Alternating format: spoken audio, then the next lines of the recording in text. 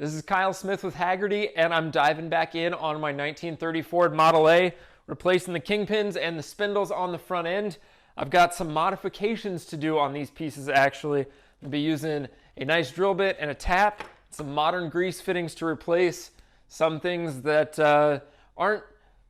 they worked perfectly fine. The grease fittings were totally acceptable, but we've come a long way in modern times, and there's no reason to deny ourselves the technology to have a modern grease fitting on here. So we're gonna modify these today, and I'll show you guys exactly what I'm working with and the style that we're getting away from right now.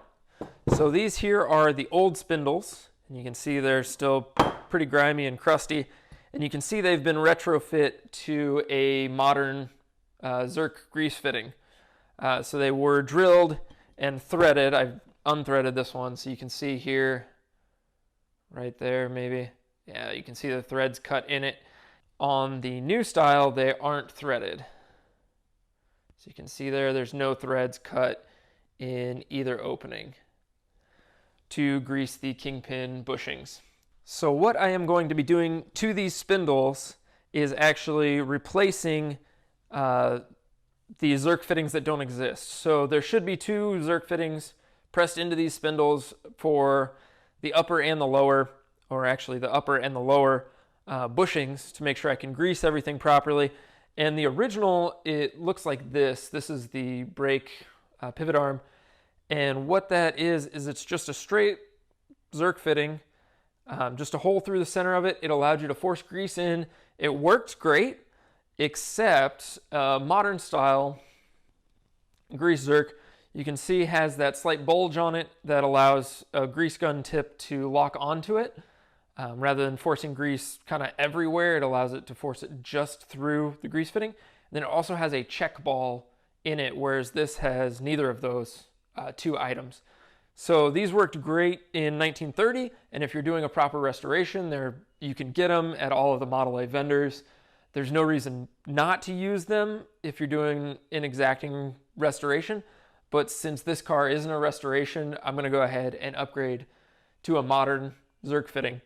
And the ones I pulled out of the old spindles are actually, these happen to be drilled out pretty large, and these aren't 1/8" Zerks. I believe these are even larger than that.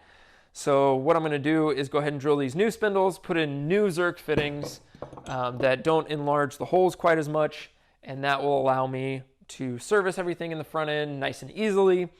But I just have to hog it out a little bit with this 21/64 drill bit, then run my tap down through there, get a couple threads on it, and then thread in my grease Zerk. So let's go ahead and put it up in a vise. I'm gonna chuck this in a vise so I can get my drill bit nice and square and hog out just a little bit of material from these cast spindles.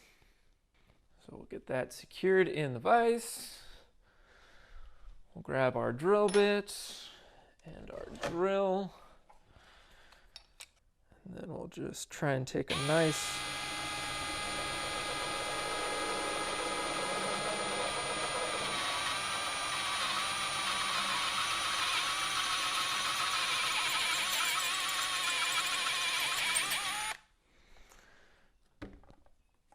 So what I'm trying to do is make sure I'm nice and square and taking material all the way around that hole. And I'm also trying to make sure I don't drill through all the way through the bushing on the back side. So I want enough to where I can get a nice thread started, but I don't want to go all the way through.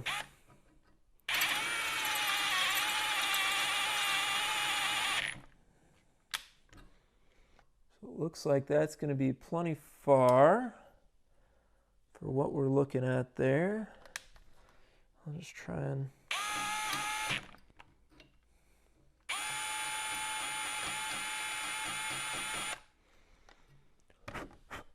clean that up just a little bit. So there's one done, and then I'll go ahead and do the other here.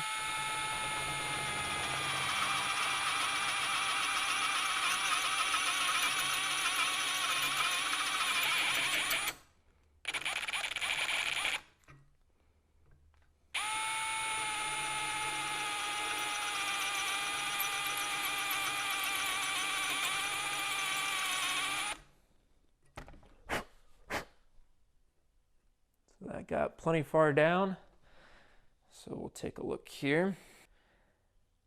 And so you can see there, I'm not trying to go all the way down through, just trying to get enough of it that I have enough room to put the tap in and get a couple good threads for everything to bite onto.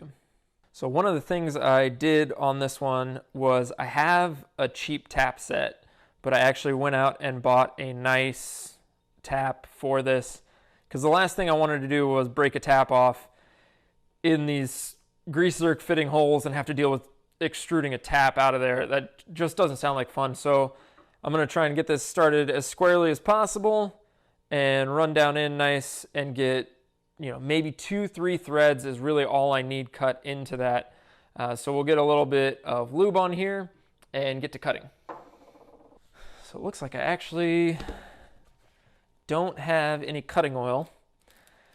I don't happen to have that sitting around here in my shop, so I'm just going to use some automatic transmission fluid as my cutting fluid.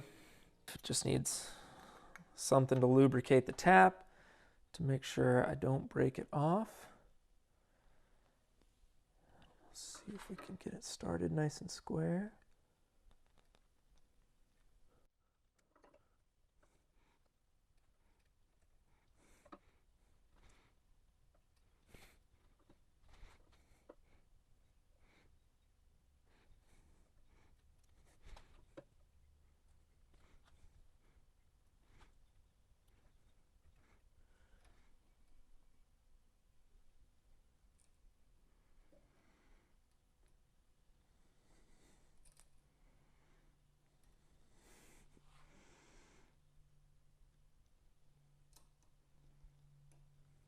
Key here is we don't need a ton of threads, but I do want a couple.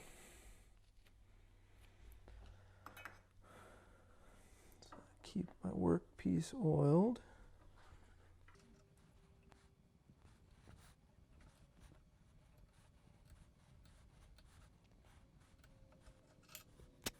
Go ahead and grab a Zerk fitting and see how she fits. There you can see we've got a couple threads cut in it now. And don't need much, just enough to hold a Zerk fitting in. So that one's in there, didn't deform the bushing. So now we'll go ahead and duplicate that process on this upper. Just a little bit of oil on the tap. Set that there. Nice and square.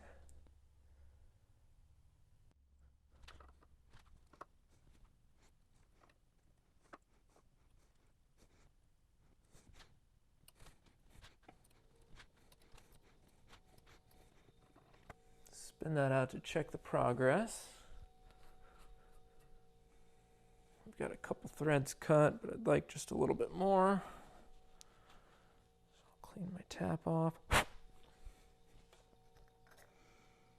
A little bit more oil.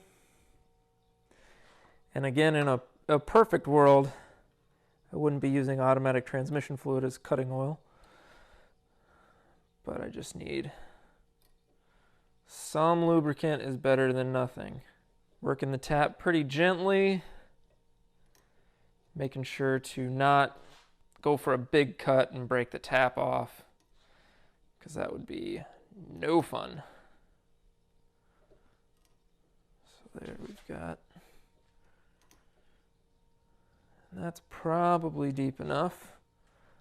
So we'll go ahead and back that out. So we'll see.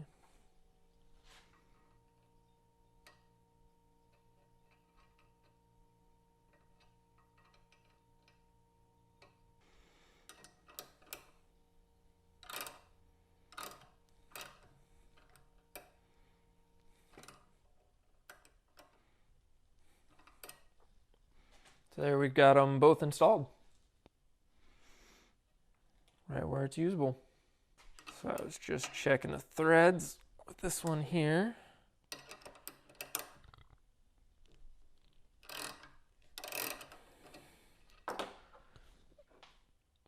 going to do is go ahead and install an angled fitting, so I'll be able to access it.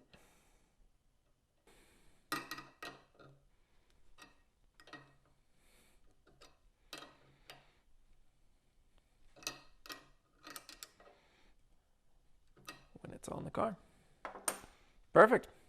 And now I just do the process again.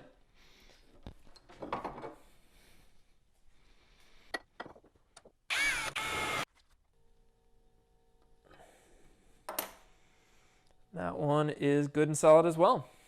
So now that I have my spindles all set up with their new Zerk fittings, what I'm going to do is go through and get everything else as clean as these are. So spend a little bit of time at my stainless steel tank, some brake clean and some gloves on, get everything all degreased so I can put some fresh grease in there, make sure everything's going to hold together for a while.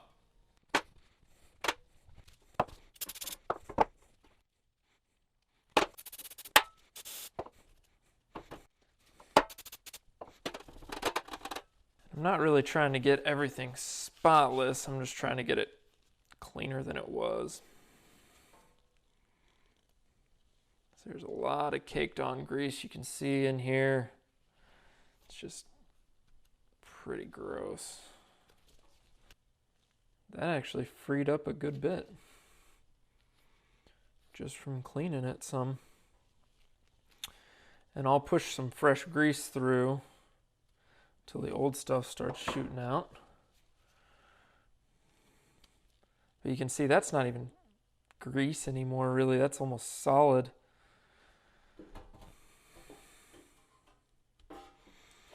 This is what my brakes were trying to operate with.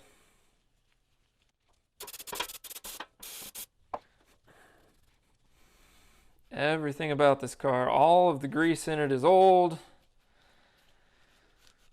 Nothing is in great shape. It runs and it drives, but it's just not great. So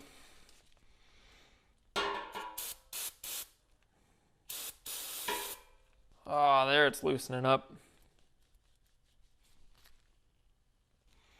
Push some fresh grease through. Let's see what we can do.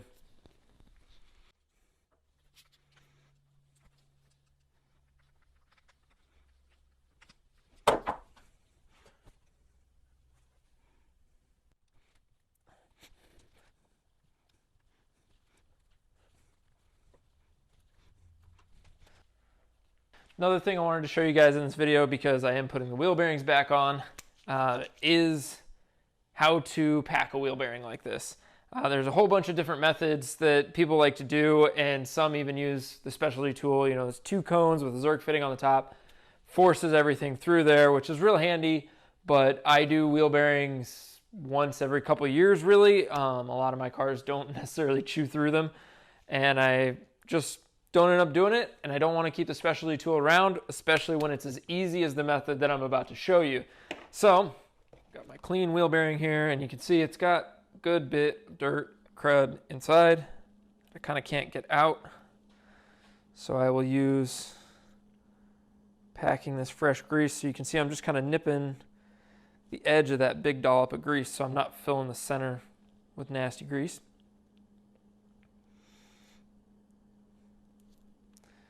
Using my palm to force it up through. So you can see there it's starting to push through. Especially these larger wheel bearings. I'm going to take a good bit more.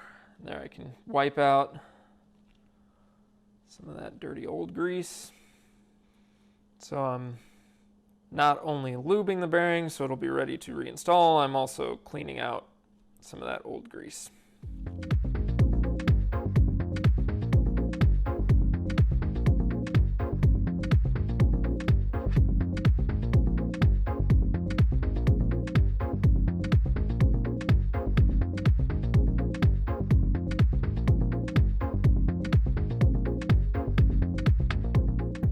And just like that, it's dark outside. I've got to call it a night, but I've got my wheel bearings greased. I've got my Zerk fittings ready. Almost time to start final assembly on the front end. And hopefully we'll have this thing going here shortly. So tune in next time and we'll get all of these new parts and some of the old parts installed on the 30 Model A. And of course, if you want to watch other interesting do-it-yourself videos or fun time lapses of engine rebuilds and other projects, be sure to like this video and also subscribe down below. We're releasing content like this every week, and you don't want to miss out on any of it. But for now, I've got to go get some sleep. You should get to working on your project, though. We'll see you on the road. It's the grease song, a song about grease. Grease and all the things in the garage. It's the grease song, a song about grease.